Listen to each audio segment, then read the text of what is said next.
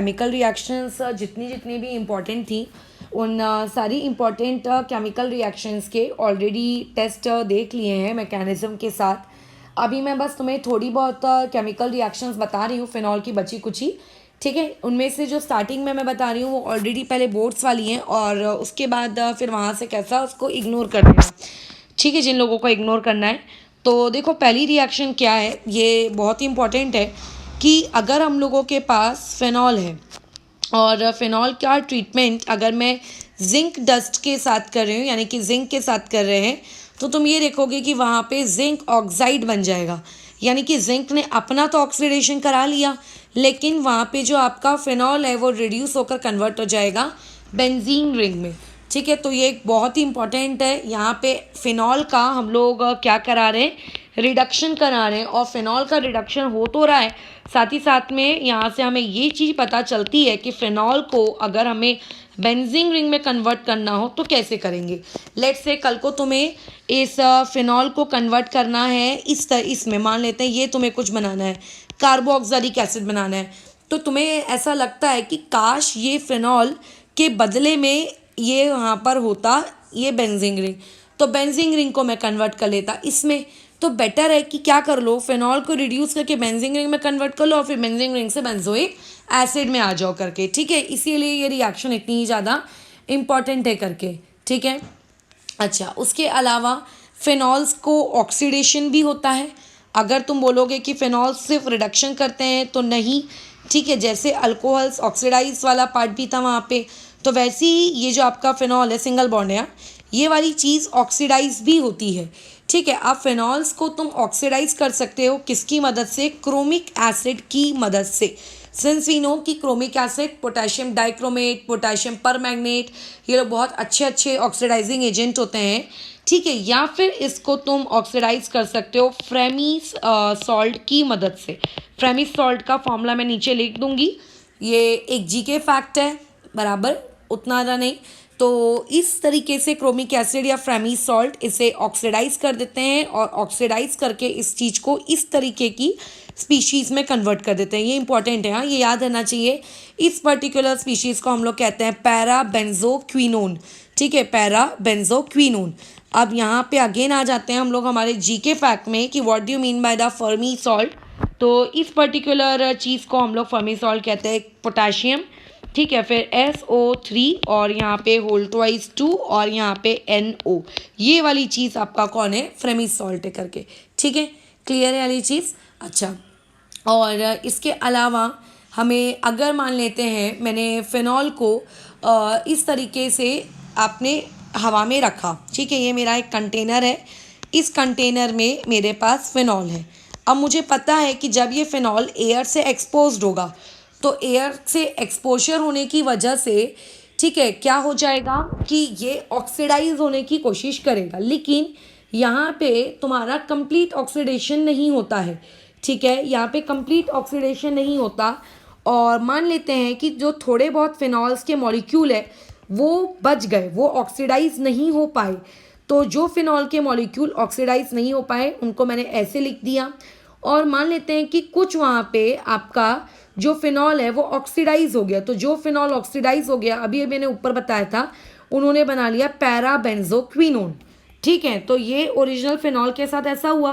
तो होता ये है कि ये वाला जो आपका फिनॉल का मॉलिक्यूल है इस मतलब इसके साथ क्या फॉर्म कर लेता है, हाइड्रोजन बॉन्डिंग। वैसे ही ये वाला जो ऑक्सीजन होगा ये किसी दूसरे फिनॉल के साथ क्या करेगा, अगेन हाइड्रोजन बॉन्डिंग वहाँ से फॉर्म कर लेगा, ठीक है। ये इस तरीके से कोई चीज़ आपको दिखेगी एंड दिस पर्टिकुलर प्रोडक्ट, इस पर्टिकुलर चीज़ को हम लोग कहते हैं फिनोक्विनोन, ठीक है, ये बोर्ड्स में नहीं है, इसे हम लोग क्या कहते हैं, फिनोक्विनोन, या फिर इसे तुम कह सकते हो क्वीन हाइड्रोन, ठीक है, इस तरीके से।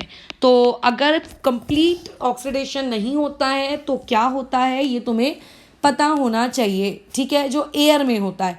अच्छा, ठीक है। अच्छा, उसके अलावा ये जो प्रोडक्ट बनता है इस प्रोडक्ट का बहुत ही डार्क रेड कलर आपको मिलेगा।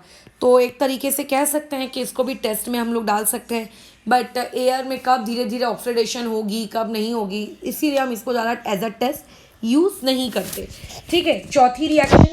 चौथी रिएक्शन जहाँ तक मुझे याद आ रहा है, मैंने कुछ दिनों के पहले वीडियो में भी डाली थी, ठीक है, जहाँ पर मुझसे एक मिस्टेक भी हुई थी। मैंने आई थिंक पैरा पोजीशन पे शायद लगाना था और मैंने ऑर्थो पे लगा दिया है, ठीक है। वहाँ पे मेरे को अभी भी मैंने करेक्शन किया नहीं है, मैं वहाँ करेक्शन कर लूँगी। तो देखो ये आपके पास इस पर्टिकुलर रिएक्शन को हम लोग कहते हैं डैकिन रिएक्शन, ठीक है। आपके एसी का ब्रांड बस आई नहीं है यहाँ पे।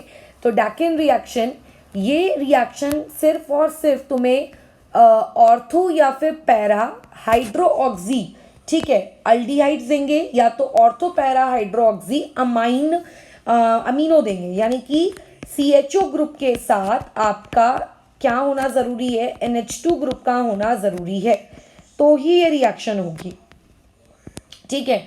और इस रिएक्शन का प्रोडक्ट क्या बनता है, इस रिएक्शन का प्रोडक्ट ये बनता है कि जो CHO आपके पास होता है वो भी कन्वर्ट हो जाता है OH में, ठीक है। तो इस रिएक्शन का प्रोडक्ट क्या बनेगा, जो नीचे में NH2 है वो वैसे का वैसे ही, और ये भी कन्वर्ट हो जाएगा ऊपर वाला CHO OH में, ठीक है। इसके लिए हम लोग क्या यूज़ करते हैं, H2O2 in the presence of NaOH, ठीक है। यहाँ पे आ गया NaOH, और उसके बाद सेकेंड स्टेप में इसकी hydrolysis, acid hydrolysis. Similarly H2O2 in the presence of basic medium, और यहाँ पे यूज़ करते हैं हम लोग एसिड हाइड्रोलिसिस। तो इस तरीके से तुम्हें वहाँ पे प्रोडक्ट मिल जाता है। लेकिन ऑर्थो पैरा हाइड्रोक्सी, यानी कि ये वाला आपका हाइड्रोक्सी पैरा पोजीशन में भी जा सकता था, मेटा पे नहीं चाहिए। वैसे ये वाला जो NH2 ग्रुप है ये इस पैरा पोजीशन पे भी जा सकता है। तो ऑर्थो पैरा कहीं पे भी देख लो, ये आपको रिएक्शन देखने को मिल जाएगी करके, ठीक है। ओके, फिर नेक्स्ट रिएक्शन में मैं तुम्हें फेनोप्थैलिन का प्रिपरेशन बता देती हूँ।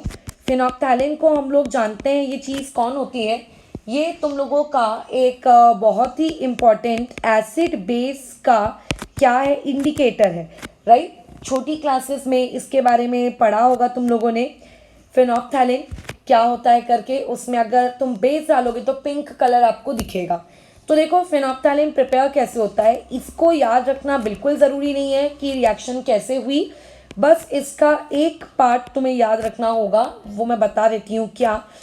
जो फेनोप्थैलिन के लिए या फेनोप्थैलिन को बनाने के लिए तुम्हें एक्चुअल में 2 फेनॉल्स की यूनिट चाहिए होती हैं, ठीक है।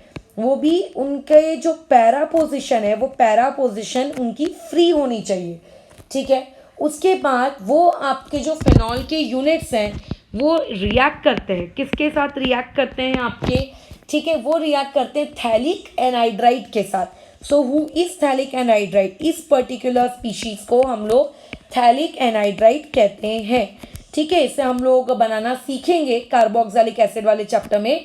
So this is your phthalic anhydride, PH और उसके बाद THALIC, थैलिक एनहाइड्राइड, डन। अच्छा, फिर क्या होगा इस रिएक्शन में, यहाँ से इन दोनों के पैरा पोजीशन का H और यहाँ से थैलिक एनहाइड्राइड का O, इन्हें आप निकाल दो बाहर। तो इन्हें निकाल देने के बाद वो चीज़ देखो कैसी बन जाएगी, ये तुम्हारे पास 2 फेनॉल की यूनिट्स, यहाँ पे OH, इस फेनॉल की यूनिट में यहाँ पर भी क्या है OH, ठीक है।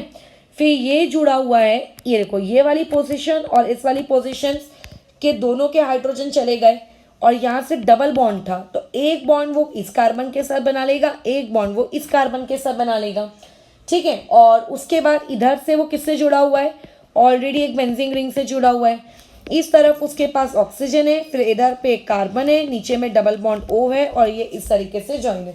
इस पर्टिकुलर चीज़ को हम लोग कहते हैं फेनोप्थैलिन। ये फेनोप्थैलिन का स्ट्रक्चर है, याद रखने की नीड नहीं है, बस इतना याद रखो कि 2 फेनॉल्स की यूनिट चाहिए होती है और हमें थैलिक एनहाइड्राइड चाहिए होता है, ठीक है। और फिर इस तरीके से तुम्हारा फेनोप्थैलिन बन के रेडी हो गया।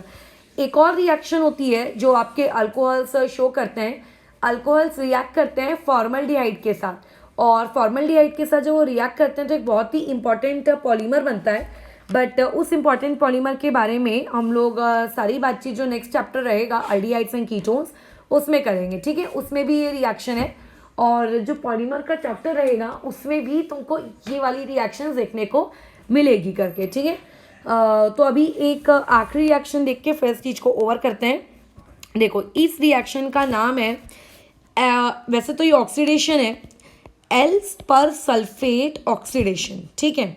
इसका भी तुम्हें सिर्फ रिजल्ट याद रखना है, वो भी अगर याद रख पाओ तो, ज़्यादा अपने दिमाग में कचरा कूड़ा भरने का नहीं, ठीक है। जितना अपनी कैपेसिटी है उसके अक्रॉस में याद रखना है।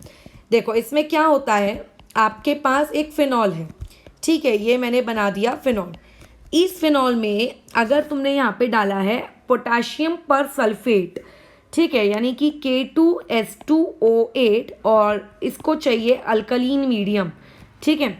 तो ऐसे केस में जो इसके OH के रिस्पेक्ट में जो एक पैरा पोजिशन होगी ना, उस पैरा पोजिशन पे एक और OH जाके लग जाएगा, बस ये याद रखो। And this product is known as nothing but quinol, ठीक है। क्लियर है ये चीज़, बस फिर इतना हमारे लिए काफ़ी है।